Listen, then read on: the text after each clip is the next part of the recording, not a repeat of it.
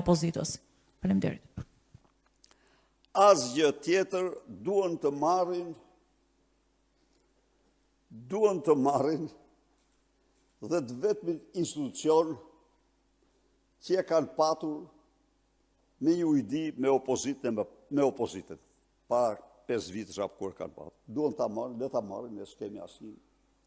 Domethënë, ky është Edi Rama i pangopur, do të ketë çdo pushtet në duart e tij. Por të jeti sigurt se s'do na imponoj kur të votojmë kandidat që nuk meritojnë. Në fakt, për një sqarim për avokatin e popullit, zoti Balla ka deklaruar se propozimi do të jetë për një avokat të ri populli nga shoqëria civile, pra jo politik. Pra le ta themi një avokat të pavarur populli. Ne kemi një avokat të ri të popullit nga shoqëria civile. Besim Rëgjoni është kryetar i Unionit të përndjekurve politik.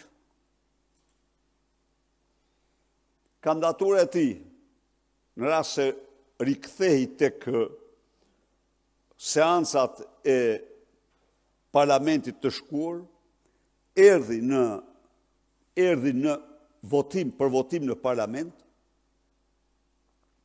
Niko Peleshi, që Zoti i ka dhënë mbiemrin që meriton, po, çfarë të them unë për te? Edhe duhet një gjë çka vjen për i Zotit mirë se ardhë, duhet të tha, ta diskutojmë pak, tha. Mos ta votojmë, ta diskutojmë pak, dakord i thamë, të diskutojmë. Dhe çfarë bën? As që u diskutua dhe i thamë që vetëm këte kemi kandidat, këte prandaj hidhen votim. Nuk e hodhen votim. Kështu që në ligjin e parlamentit,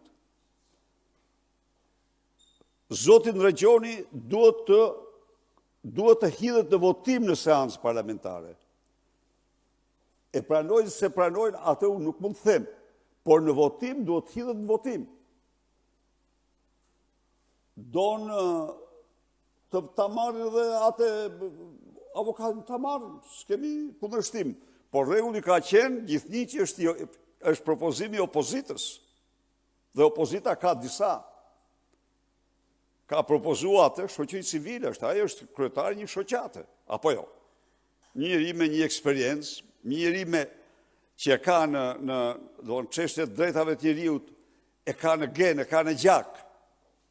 Ose fjala për këtë. Po ata s'duan. Ose qoftë se duan, ja ku është kandidatura.